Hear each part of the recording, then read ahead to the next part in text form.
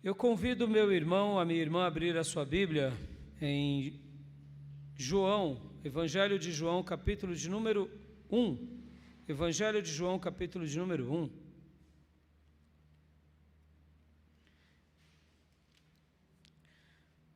Versículo de número 6. Evangelho de João 1:6. Hoje eu quero falar um pouco com os meus irmãos sobre esse grande servo de Deus, mas não apenas sobre ele, mas também quero falar sobre outros servos de Deus. E quero ensinar aqui um caminho para os meus irmãos, que é um caminho de crescimento. Um caminho de crescimento. Eu quero ler aqui o texto de João 1:6 e quero pedir a bênção de Deus sobre nós e quero dar esse caminho do crescimento a cada um de nós. Porque alguns irmãos crescem sem parar a vida toda e outros até crescem, de repente estancam e se mantêm ali naquele patamar, nunca rompem obstáculos, e porque outros até são abençoados, estão ali, de repente começam a regredir. Existem segredos nas Escrituras. Aqui temos um relato que registra alguém que cresceu durante toda a sua caminhada e só parou de crescer porque chegou o seu tempo aqui. Então, te pergunto, você quer crescer espiritualmente? Você quer crescer a cada dia, a cada momento da sua vida, em cada fase? Enquanto adolescente, crescer como servo de Deus na adolescência, na juventude, crescer como servo de Deus na juventude, depois de adulto, casado, ou quem sabe adulto, solteiro, continuar crescendo. E você que já está na terceira idade, quer continuar crescendo como um ancião? Porque talvez te falte agora o vigor. Talvez te falte agora aquela disposição, mas se você realmente seguir os segredos do Evangelho, você vai continuar crescendo até na sua terceira ou quarta idade. Por quê? Porque é assim que Deus faz. A gente só para de crescer de fato quando a gente cumpre toda a nossa missão e o Senhor nos chama para viver com Ele na glória. Amém? Então, vamos ler João 1:6. Surgiu um homem enviado por Deus, chamado João. Amém? Vamos orar? Pai, fala conosco, derrama do Teu Santo Espírito sobre todos nós e nos ajuda a aprender com a Tua palavra, a aprender com a Tua instrução, e ouvir a Tua doce e bendita voz, em nome de Jesus. Amém. Amém, meus irmãos? O título da minha mensagem é Somos enviados por Deus. Somos enviados por Deus. Podem ver que Jesus, nas suas últimas palavras, em Mateus 28, temos aquela expressão que chamamos de grande comissão. Vão por todo mundo e preguem o Evangelho, ou ide por todo mundo e preguem o Evangelho. Podem ver que geralmente as últimas palavras são as mais importantes. Um pai, quando ele vai partir e ele tem essa possibilidade de ali no leito chamar a sua família e dizer as últimas palavras e as últimas bênçãos, são as coisas mais importantes. Foi assim que Abraão fez, foi assim que Isaac fez, foi assim que Jacó fez. No momento da sua partida, ele diz as últimas palavras. Jesus, depois que ele tinha ressuscitado, e quando ele estava dando as suas últimas instruções aos seus apóstolos, ele diz: vão por todo mundo e preguem o Evangelho. Todos nós recebemos esse chamamento, essa vocação. Essa vocação não é apenas pastoral, essa vocação é para cada filho de Deus. E eu quero usar a vida de João Batista e trabalhar aqui com outros personagens sobre essa ideia do crescimento. Porque muitas pessoas param de crescer porque elas param de ir. Elas deixam de servir. Elas deixam de se manter ainda na mesma posição. E os valores de Deus são diferentes dos valores da sociedade. Podem ver que no mundo veremos muitas pessoas trabalhando em ONGs, em trabalhos sociais, mas os valores da igreja são diferentes dos valores do mundo. O que rege a igreja, o que rege o reino de Deus é totalmente diferente. Eu gosto de usar a ideia da liderança. Um líder secular, um líder no mundo empresarial, que é muito bem sucedido, ele não necessariamente será bem sucedido na igreja. Porque para você ser líder secularmente, você precisa ter uma visão, ter uma missão, ter estratégias, saber influenciar pessoas, saber ser carismático, saber animá-las, saber passar a sua visão, ser uma pessoa muitas vezes dedicada. Isso são lideranças no mundo. E na igreja, você pode ter tudo isso, mas se te faltar santidade, se te faltar consagração, você não tem êxito. Por quê? São valores diferentes. Valores diferentes. No mundo você pode ter poder, você pode ter influência financeira, você pode ter barganha, você pode ter moedas de troca, mas na igreja não. Você pode ter tudo isso, mas se te faltar consagração, se faltar santidade, se te faltar humildade, com todas essas virtudes naufragam. Então, ser enviado por Deus é muito mais do que fazer uma tarefa, que nem agora está acontecendo. Muitas ONGs, muitas empresas, muitas pessoas que são voltadas ao lado social, estão indo para o sul servirem. Isso é muito lindo e deve ser assim mesmo. Graças a Deus por isso. Mas aqui eu não estou me referindo a um trabalho social. Eu não estou me referindo a apenas a uma ONG, a um socorro. Estou falando aqui quando somos enviados por Deus. É muito diferente. Porque eu posso ser enviado por uma igreja, eu posso ser enviado por um município, eu posso ser enviado por um estado e fazer uma obra. Mas aqueles que são enviados por Deus devem se manter fazendo aquilo que os termos de Deus esperam de nós. E aí muda tudo, muda tudo. E por que eu estou fazendo aqui esses comentários? Porque, irmãos, João Batista foi essa pessoa que foi enviado por Deus. Enviado por Deus para preparar o caminho para que Jesus aparecesse. Olha que coisa linda. Eu gosto muito da figura de linguagem daquilo que acontece quando muitas vezes uma empresa ela tem que fazer uma avenida. Uma construtora tem que fazer uma avenida no meio de uma mata. Irmãos, a complexidade é muito grande.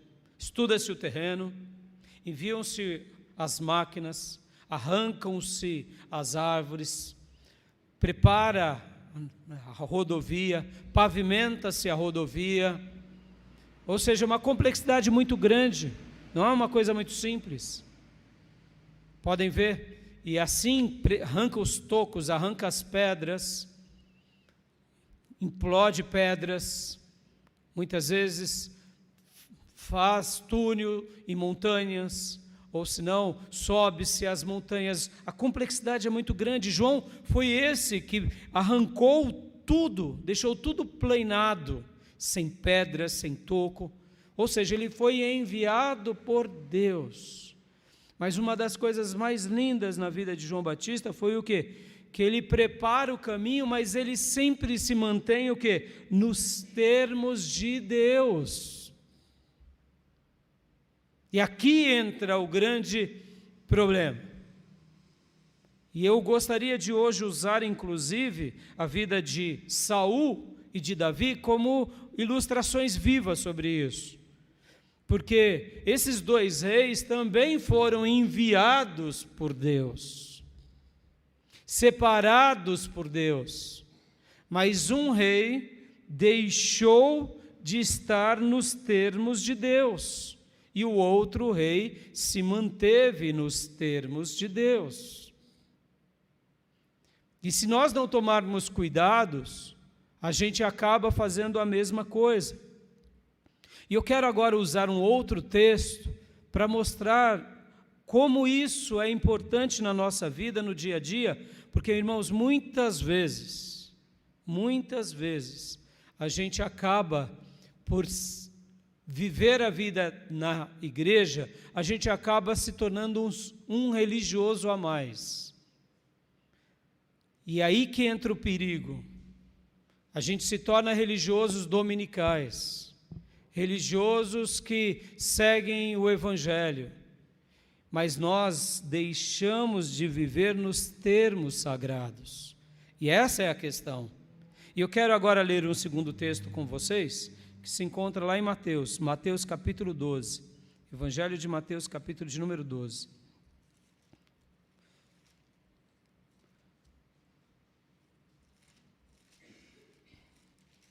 Esse texto aqui é muito interessante,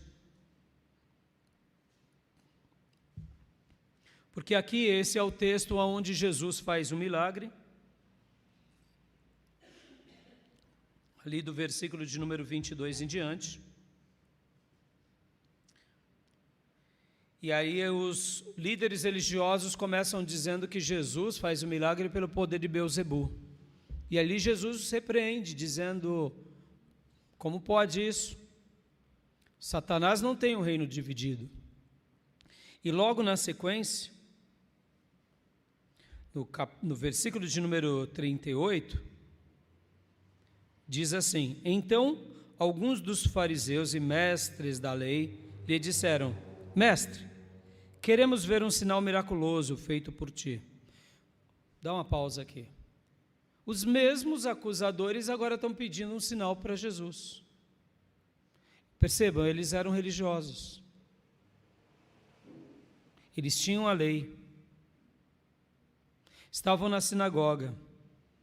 Eles estavam vivendo, aparentemente seguindo a Deus. Acusaram Jesus, nos versículos anteriores, falando que Jesus expulsava aquele demônio e curava aquele enfermo pelo poder de Beelzebu.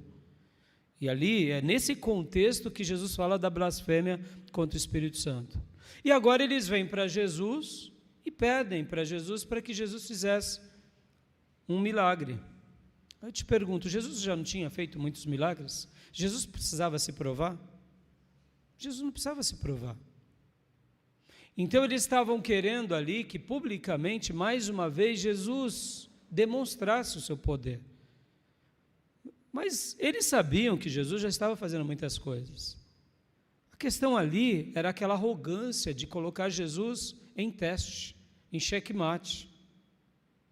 Percebam, irmãos religiosos, que se perderam um dia com o livro de Deus. Quantas são as vezes, irmãos, que a gente ouve histórias de pastores que se perderam aí, dando mau testemunhos. Ter o livro de Deus não quer dizer muita coisa, meus irmãos. Ser uma pessoa enviada por Deus não quer dizer muita coisa.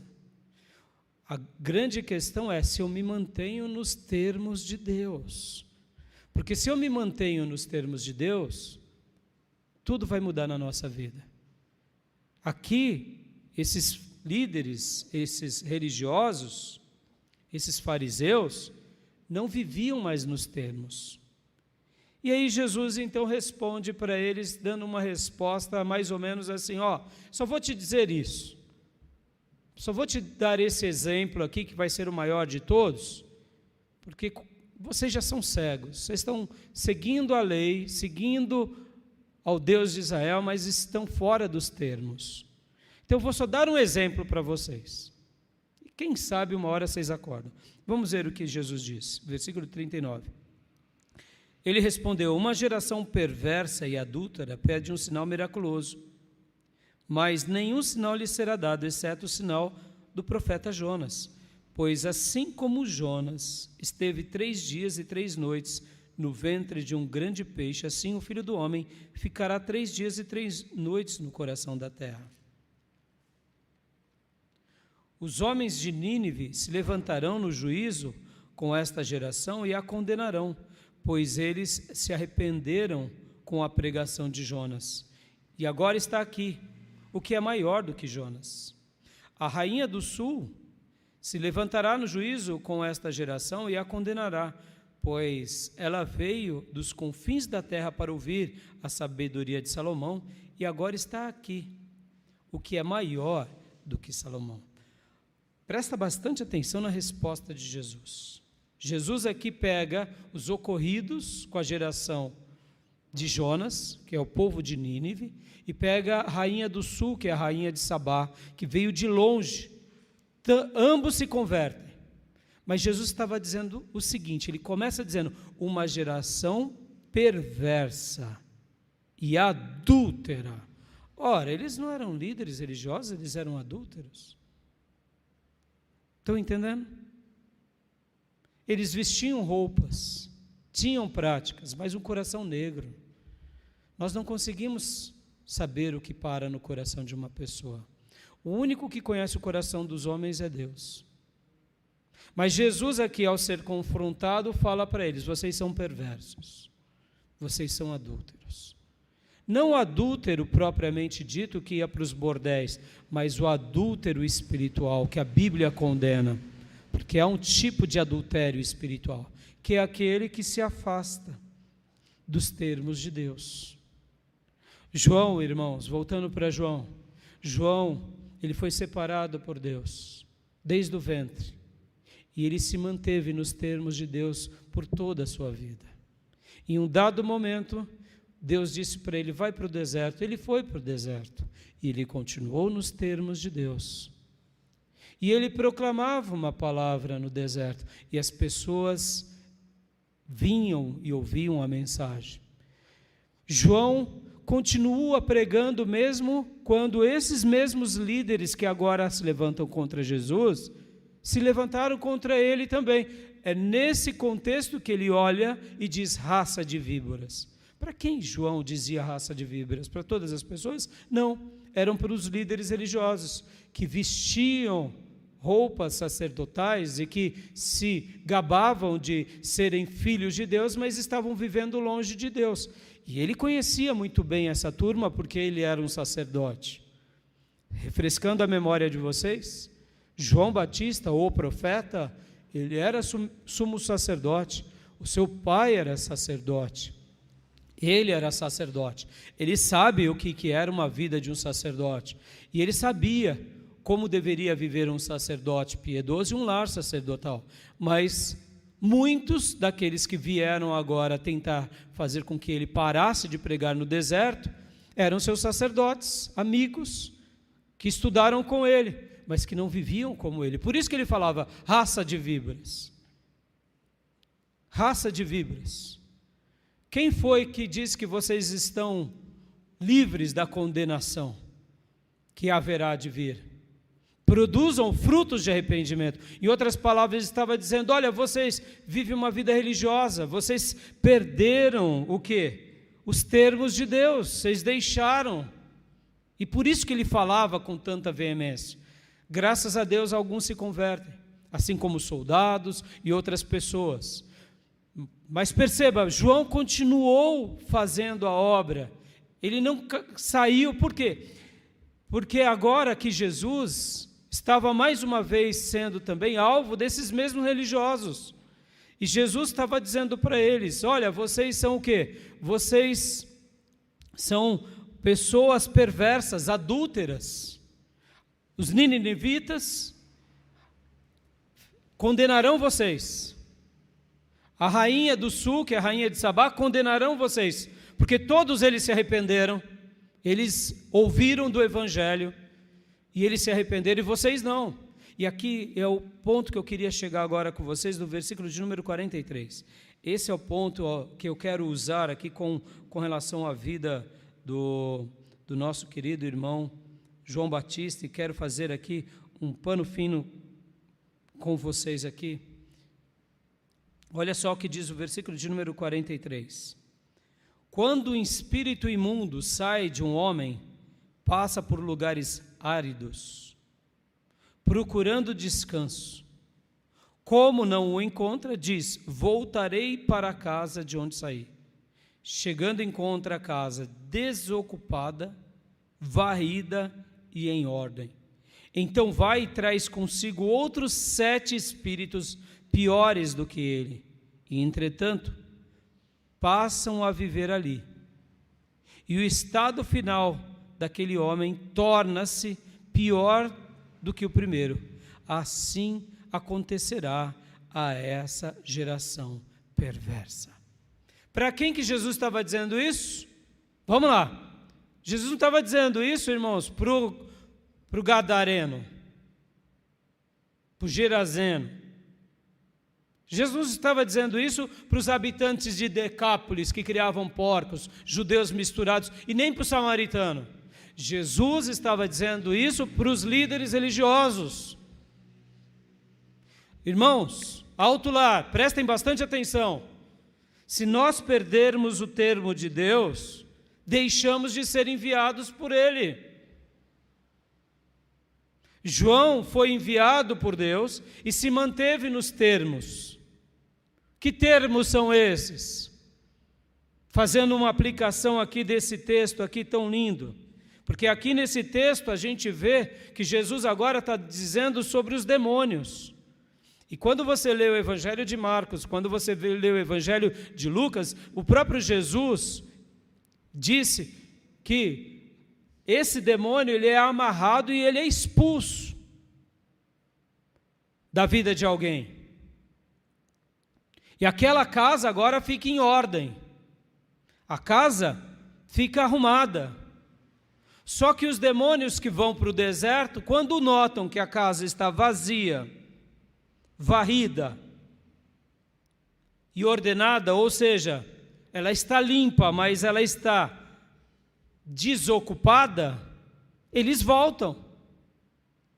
Por que eu estou fazendo esse paralelo aqui com João, com os fariseus, e vou usar Saul e Davi? Porque isso daqui é muito perigoso. Muitas vezes a gente quer ser enviado por Deus, mas a gente sai dos termos de Deus.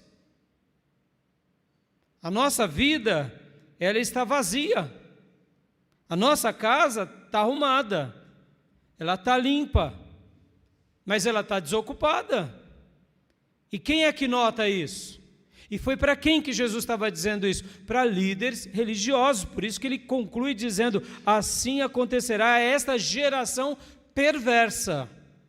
Jesus estava dando uma resposta aos fariseus, mas não era só aos fariseus.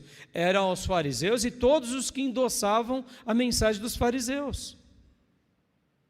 Prestem bastante atenção, irmão. João Batista foi um vaso usado nas mãos de Deus. Por que eu estou falando isso? Em meu primeiro lugar, irmãos, Deus quer usar a sua vida, meu irmão. Deus quer usar a sua vida, minha irmã. Deus quer usar o seu lar. Deus quer nos usar, não só num dia, Ele quer nos usar sempre, como Ele usou João Batista. Amém, meus irmãos? O desejo de Deus é esse. Um dia Jesus amarrou o valente que nos escravizava e o mandou embora. Amém, meus irmãos? Quem foi que venceu o valente na nossa vida? Não fomos nós, foi Ele. Jesus venceu o valente. Essa semana, enquanto nós estudávamos, nós concluímos um módulo de seitas e heresias, e é dramático, irmãos, porque quando a gente estuda outras religiões, por exemplo, nós vemos que os testemunhas de Jeová praticamente nasceram debaixo de uma igreja evangélica. Os mórmons nascem também debaixo de uma igreja evangélica. Eles recebem visões de anjos, recebem revelações dos seus profetas, marcam a data da volta de Jesus, como foram os adventistas, por várias vezes. É muito perigoso. E ao estudar sobre essas religiões, a gente vê o quanto as pessoas, até mesmo dentro das igrejas, se perdem. Hoje, os falsos profetas que se levantam entre nós, que fazem com que a igreja seja um lugar de negócio, de barganha, um lugar onde as pessoas vão buscar as coisas dos seus interesses e não dos interesses de Deus. Podem ver como a igreja contemporânea se tornou uma igreja tão triunfalista, uma igreja tão rasa, crentes que dizem: eu repreendo em nome de Jesus, mas estão amarrados com as vidas dos demônios. Por quê? Porque não vivem nos termos de Deus. Quantas são as pessoas que têm jargões? Está amarrado, saia em nome de Jesus, mas as suas vidas e as suas obras são de filhos das trevas, não de filhos das luzes. Percebam? E enquanto eu estudava essa semana, a gente lia um assunto e eu vi um comentário lindo de Warren Wiersbe sobre um texto de 1 Coríntios 15, 29, que ele dizia o seguinte, que um salvador morto não salva ninguém. Deixa eu te dizer uma coisa aqui, ó. O seu Salvador, ele ressuscitou. Ele ressuscitou. O nosso Salvador não é morto. O nosso Salvador vive e reina para sempre. E Ele venceu na cruz por nós. E Ele te perdoou de todo o pecado, filho. Ele te lavou. Ele te vê e não te cobra nada. Ele não joga na tua cara o teu pecado. Oh, meus irmãos, como é maravilhoso saber disso. Que ao crermos no Evangelho e entregarmos a nossa vida a Jesus, somos perdoados de todo o pecado. Temos agora uma nova vida, tudo é lançado para trás. E eis que tudo se faz novo, aleluia. Ou seja, João entendia isso muito bem. E é por isso que a mensagem de João era poderosa. E percebam, irmãos, João, ele mesmo não se considerava, mas ele era um profeta. Ele não se considerava, mas ele era. Porque ele veio na mesma unção de Elias. Agora percebam, João não fez milagre nenhum. João não ressuscitou nenhum morto, João não expulsou nenhum demônio, mas a mensagem de João libertou milhares de vidas, porque milhares de vidas foram perdoadas, foram transformadas. As multidões se arrependiam de seus pecados, e João então dizia: se vocês realmente se creram na mensagem que eu falo da parte de Deus, então se batizem e tenham uma nova vida. E as multidões foram fazendo isso uma após outra, ao ponto de incomodar Herodes, ao ponto de incomodar esses líderes aqui. E uma escola linda foi levantada ali por João. E eu quero só te refrescar a memória, que quem ganha Pedro para Cristo, sabe quem foi? André, o irmão de Pedro, que era discípulo de João. Porque enquanto André era um discípulo de João, e a ideia que dá é que Pedro não era um discípulo de João. A ideia bíblica que dá é que André, irmão de Pedro, já era um discípulo de João. E Pedro continuava na sua vida. Em que pé Pedro estava? Será que Pedro já tinha se batizado? Nós não sabemos. Mas num dado momento vem Jesus. E Jesus é batizado por João. E agora João chega para aquele colegiado imenso de discípulos e diz: agora sigam ele, porque a minha missão acabou. Sigam ele, porque é esse pelo qual eu vim preparar o caminho. Eu só vim preparar o caminho para que ele continuasse. Agora ele chegou. É ele o Cristo. Ele é o Cordeiro de Deus que tira o pecado do mundo. Aleluia. Meus irmãos, a mensagem do Evangelho é a grande mensagem das nossas vidas. Você foi enviado por Deus, amado. Um dia o Evangelho chegou em você. É o Evangelho que vai te mudar. É as boas novas, porque quando cremos nas boas novas de Deus, cremos no próprio Deus e Ele passa a viver em nós. Então agora depois que João fala, sigam Jesus, Pedro está vivendo a sua vida e André vai até Pedro, e a Bíblia diz que E então André leva Pedro a Jesus. Olha que lindo. Agora André chega e fala: encontramos Jesus. E aí agora Pedro vai junto com André até Jesus, e ali, de fato, Pedro se converte. E aí Pedro começa a sua caminhada. Percebam, irmãos, é um que foi mudado, que leva a mensagem do Evangelho para outro, que leva para outro e que vai libertando cativos. Ou seja, é por meio do Evangelho que o valente é amarrado. É por meio do Evangelho que o valente é expulso. Aleluias! Mas vamos lá, meus irmãos. Vamos lá. Vamos pegar agora a vida de Saul e de Davi. Por que a vida de Saul e de Davi? Porque Saul e Davi vai ensinar muito bem essa casa, como a gente acabou de ler. A gente não acabou de ler aqui? Que de fato a casa ela fica varrida, vazia e ordenada? Em outras palavras, a obra do Evangelho chega até nós. Deus nos limpa, Deus organiza a nossa vida. Mas o que nós temos que fazer agora como filhos? Porque, irmãos, quem limpa a casa da tua vida, quem bota em ordem, quem salva a tua alma, quem perdoa o teu pecado, quem manda embora os demônios, quem escreve uma nova história, quem transforma a nossa vida, é Jesus, o Senhor, e mais ninguém. Só Ele. Tudo bem, pastor, Ele fez tudo isso, e agora? Agora entra a nossa parte. Qual é a nossa parte? É isso que eu quero que agora vocês olhem para João Batista como alguém que continuou por toda a sua vida. E agora vamos olhar para Saul e para Davi. Por quê? Porque Saul e Davi são esses retratos de dois servos de Deus, que um começou muito bem e se perdeu, e o outro começou bem e se manteve. Porque Saul também um dia sua vida foi limpa. A sua vida também foi varrida, a sua vida também foi ordenada, e a sua vida também foi abençoada, porque além de tudo, ele se torna rei, recebe uma unção poderosa de Deus. Mas a pergunta que fica é: como Saul continuou? Saul continuou limpando e ocupando a sua vida com os termos de Deus? Ou não? Se você não conhece a história, eu vou dar o resumo. Saul começa muito bem e ele expande o reino de Deus em Israel.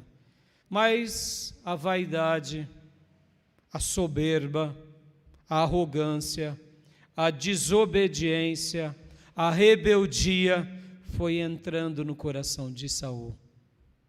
O profeta Samuel dava uma ordem para ele, ele obedecia até aonde era conveniente. E depois ele deixava de obedecer.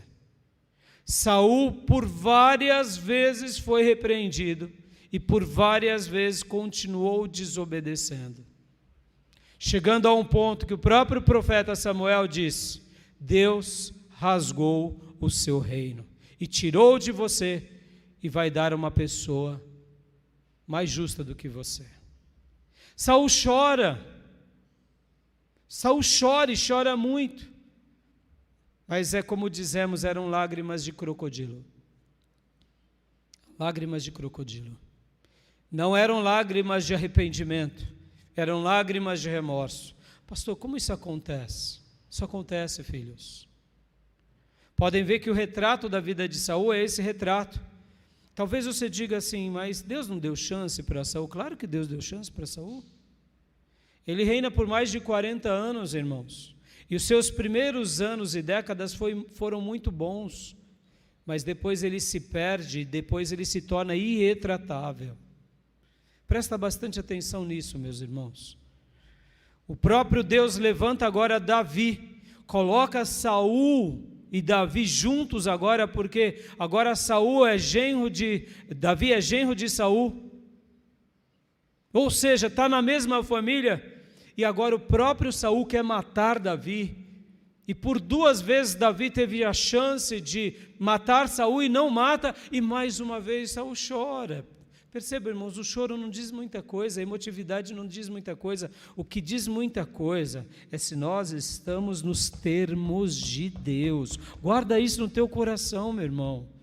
Porque se a casa está limpa, se a casa está varrida e ordenada, o que nós devemos fazer, irmãos? É ocupar. E como a gente ocupa essa casa? Está aqui, meus irmãos, nós ocupamos com o Evangelho.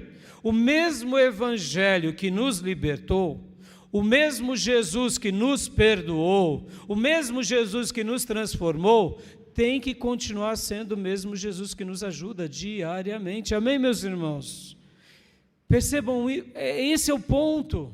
Esse é o ponto que muitas pessoas se perdem dentro da igreja, porque agora as pessoas dentro da igreja, elas não falam mais palavrão, porque o vocabulário muda. Não fica legal o ministro de música, o pastor vir aqui na frente, começar a falar palavrão.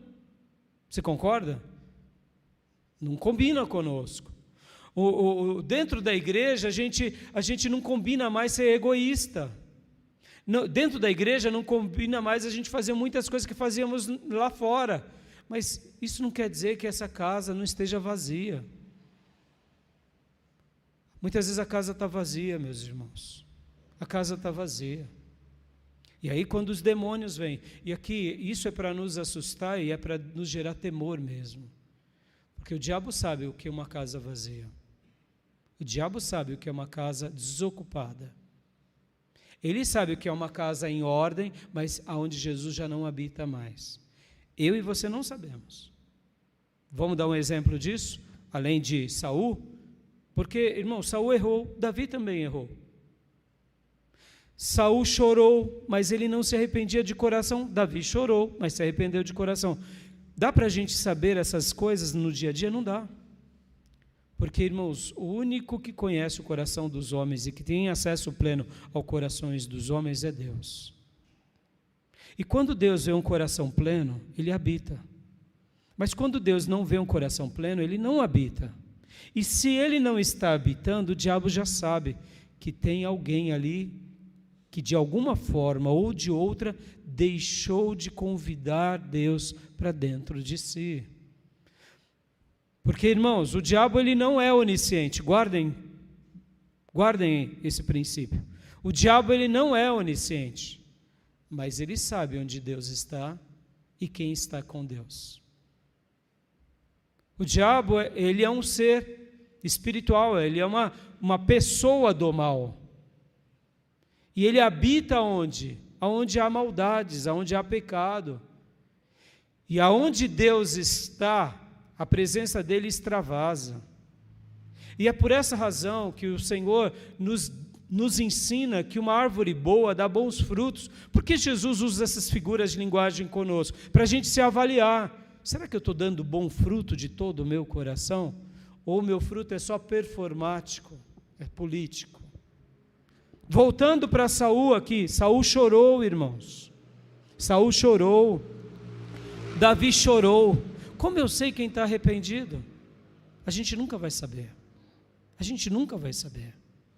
Voltando aqui para esse episódio aqui, esses líderes religiosos tinham aparência de sagrados, eram estimados pelas pessoas, mas eles eram vazios. Vazios de quem? De Deus. Uma pessoa que verdadeiramente é cheio de Deus, dá fruto de Deus, dá fruto do Evangelho, e continua a fazer isso, por quê? Porque ele ocupa essa casa, não com as suas próprias virtudes, mas com o amado da sua alma, o amado da sua alma. Quando eu disse que o coração dos homens ninguém discerne, é bem simples, e o grande exemplo disso é o outro personagem que eu quero usar aqui, que é Judas Iscariotes. Judas Iscariotes era um dissimulado, que foi dissimulado durante 3 anos a 3 anos e meio, e nenhum apóstolo descobriu. No dia da ceia, quando Jesus disse que um trairia, todos ficaram se perguntando, e ninguém disse, é Judas, bem que eu desconfiei. Uma pessoa dissimulada, que foi treinada na dissimulação, nós não sabemos, irmãos, Irmãos, peguem aí os filmes, por exemplo, é um ator, tem pessoas que vivem vivem uma peça, um teatro. Muitas vezes, Judas Iscariotes, eu acho que ele seria o melhor ator entre os apóstolos, porque foram 3 anos e meio encenando ser uma casa vazia e desocupada, ao lado de Jesus, viajando com Jesus. Eu deduzo que em algum momento ele não era vazio nem desocupado. Eu deduzo. Em algum momento ele se perde. Quando foi? Eu não sei. Mas uma coisa a Bíblia deixa clara: nem os apóstolos sabiam. Ninguém desconfiava. Qual é o nosso dever, amados? Qual é o nosso dever? Nosso dever é muito mais do que ser enviado. É sermos enviados por Deus, mas vivermos nos termos de Deus, amados. Judas deixou de viver nos termos de Deus. E aí Judas estava no colegiado apostólico, mas ele vem de Jesus. Ele traz Jesus. Talvez você diga assim: mas pastor, qual foi a diferença do erro de Jesus e de Pedro? Nenhuma, os dois erraram. Mas Pedro, quando mentiu as 3 vezes, negou a Jesus as 3 vezes, depois ele ocupa a casa dele, ele pede perdão, ele chama Jesus para morar de novo. Percebam, meus irmãos, todos nós somos enviados por Deus, e é verdade, a gente é enviado, e quando a gente fala do Evangelho, e fala o Evangelho, guarde isso no seu coração. Deus vai fazer milagres por meio da sua pregação, por meio das suas obras, porque não é o seu poder, é o poder do Evangelho. Deus tem compromisso com a palavra dele. Agora, a grande questão, e olhando para João Batista, olhando para Davi, é se manter nos termos de Deus por toda a nossa vida. Podem ver, João Batista agora foi preso por causa de uma maldade de Herodias e de Herodes. E ele se mantém seguro. A preocupação de João Batista qual era? És tu mesmo o Cristo? Ele não estava nem preocupado se ele ia morrer. Ele tinha sido sentenciado, porque o preço que Herodes tinha dito que pagaria seria a cabeça de João Batista numa bandeja de prata. Ou seja, ele sabia que ia morrer e já estava preso, já tinha sido sentenciado. Ele não estava preocupado com a sua vida. Ele estava preocupado e mandou os discípulos dele dizer: és tu mesmo Cristo? Ou seja, eu fiz o meu projeto de fato, eu preparei o caminho direitinho, porque de repente, se eu não preparei, Deus vai abrir essas portas aqui, e eu vou voltar a pregar, e eu vou preparar o caminho. E aí Jesus manda a resposta: sim, pode dizer, os cegos estão vendo, os mortos estão ressuscitando, as coisas estão acontecendo, sou eu, João, fique tranquilo, sou eu. E aí João parte seguro. Olha que coisa forte, irmãos. Uma vida que limpa o caminho, e limpa por toda a sua vida, mas por quê? Porque o coração dele era limpo, o coração dele era ocupado com quem? Com o amado da sua alma.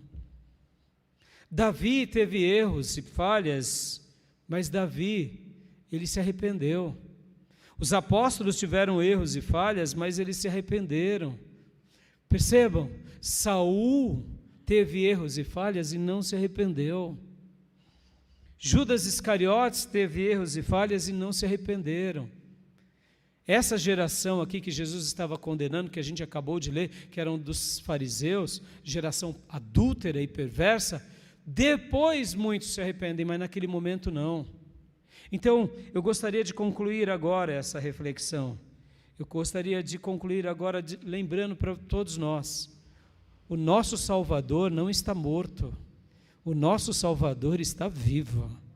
Foi Ele quem te limpou. É por meio do Evangelho e por meio da pessoa e da obra de Jesus que você é perdoado, transformado. Há perdão de Deus para nós, Mas esse perdão que um dia veio sobre nós, no dia da nossa conversão, tem que continuar sempre sendo presente. A casa que foi limpa, organizada, arrumada, tem que continuar sendo preenchida. Por quem? Pelos nossos credos batistas? Não. Pelas nossas obras? Não.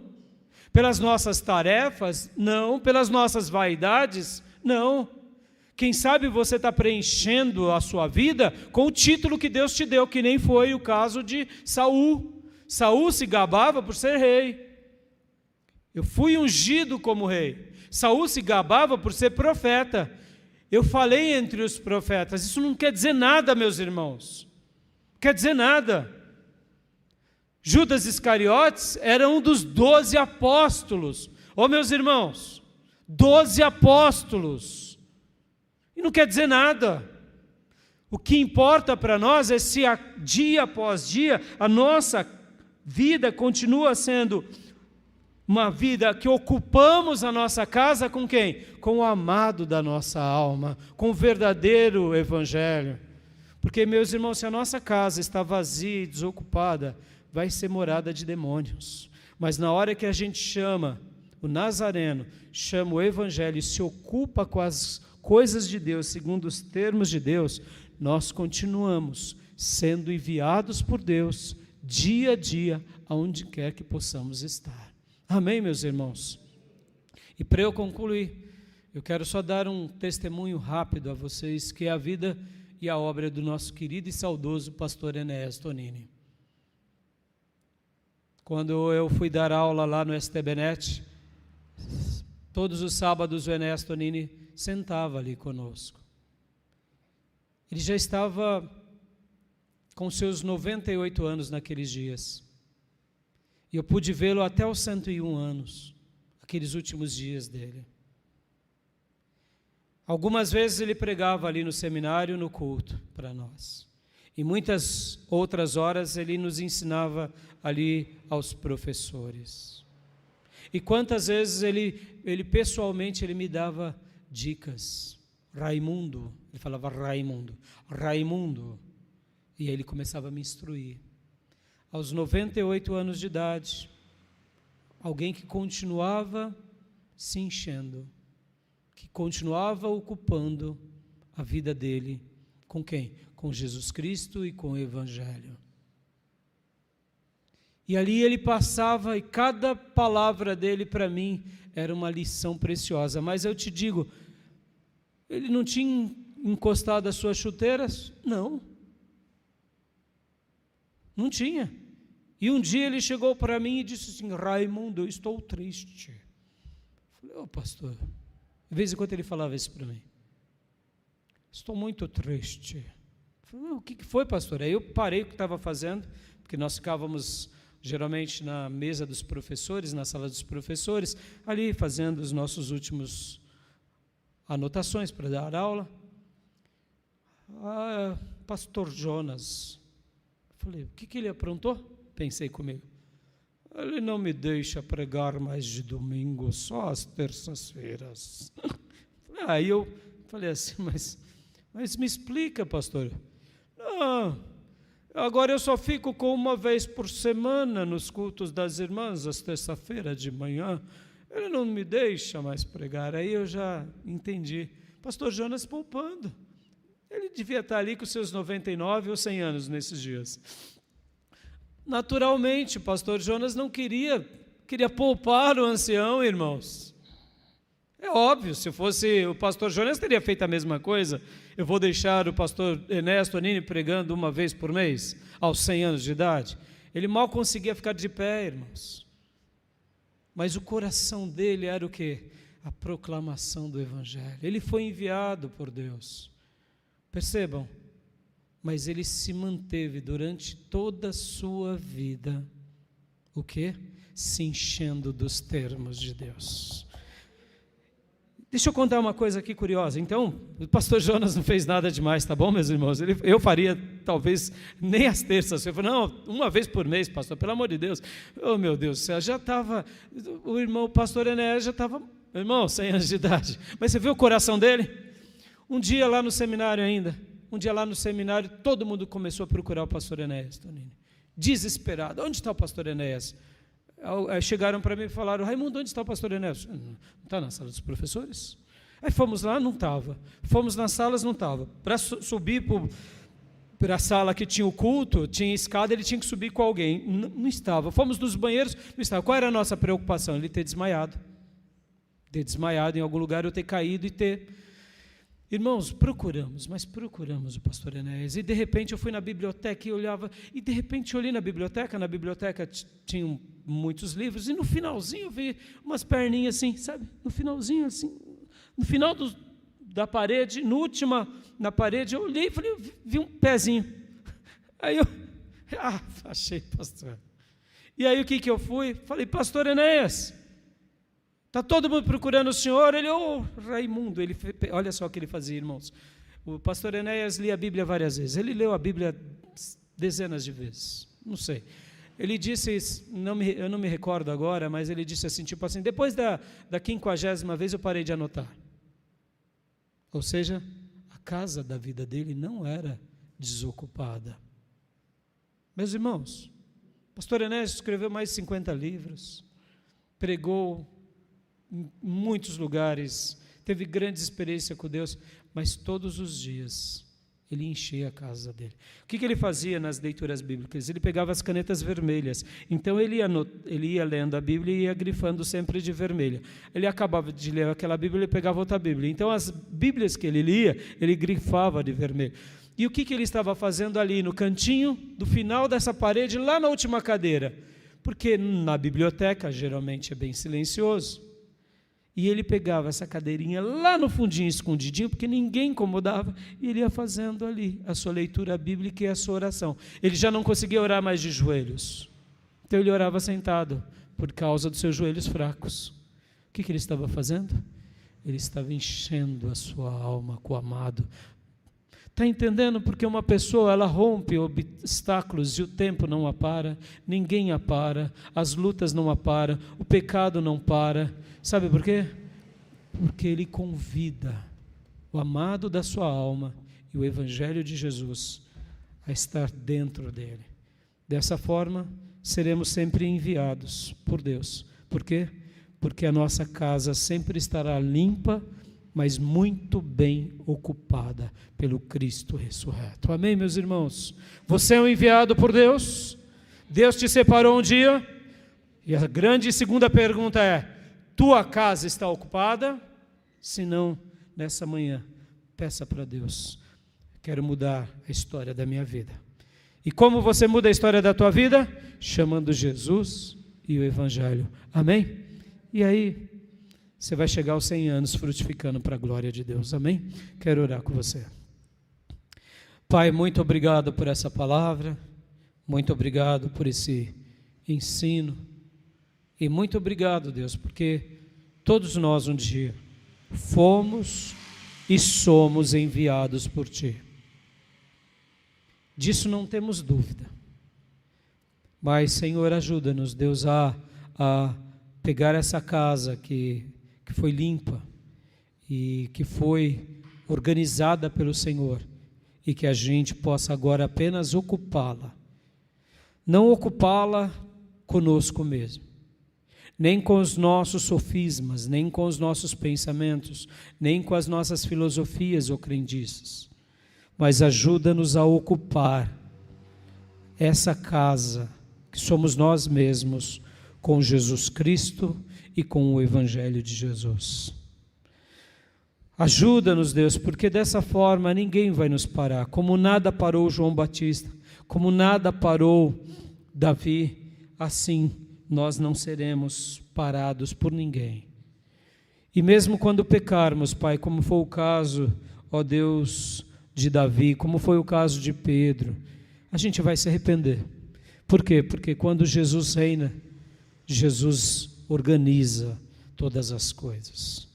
Ó Deus bendito, eu te peço, nos ajuda a continuar convidando Jesus para viver na nossa vida. E o Evangelho, apenas o Evangelho, para continuar reinando na nossa vida. E que assim, pelo poder do Teu Santo Espírito, a gente continue a fazer essa obra, como foi João Batista, do começo, meio e final da sua vida. Eis-nos aqui, Senhor, envia-nos a nós, mas sobretudo, ocupa a nossa vida com Jesus Cristo e com o Evangelho, pelo poder do Espírito Santo de Deus. É assim que eu te peço por todos nós, agora e para sempre. Amém. Amém, meus irmãos? E eu vou deixar para que você, só você, faça essa oração durante esse dia. Depois de pensar mais e refletir mais sobre essa mensagem, veja se sua casa está limpa, varrida, ordenada, arrumada, mas desocupada. E se você entender que alguma área você deixou Jesus para fora, então eu vou deixar aqui esse desafio, eu não quero fazer agora, de propósito. Eu quero que você gaste um tempo com o amado da sua alma, com o seu Salvador que é vivo, com o seu Salvador que ainda te perdoa. E aí eu quero que, se Deus tocar no teu coração pelo poder do Espírito, você se coloque diante dele. E quem sabe chore bastante como Pedro, como Davi, para que Jesus reine na tua vida. Sabe por quê, irmãos? Muitas vezes você está pensando que o que vai te preencher a tua vida é dinheiro, é status, é ministério, é dom, e não é nada disso. O que vai preencher a tua vida é o Nazareno, é o amor da tua vida. É só Ele. Quem sabe você está correndo atrás do vento já há tanto tempo, quem sabe você está se perdendo que nem Marta, há tanto tempo, trabalhando para Jesus. Mas Jesus está querendo apenas que você escancare a tua alma e volte ao começo.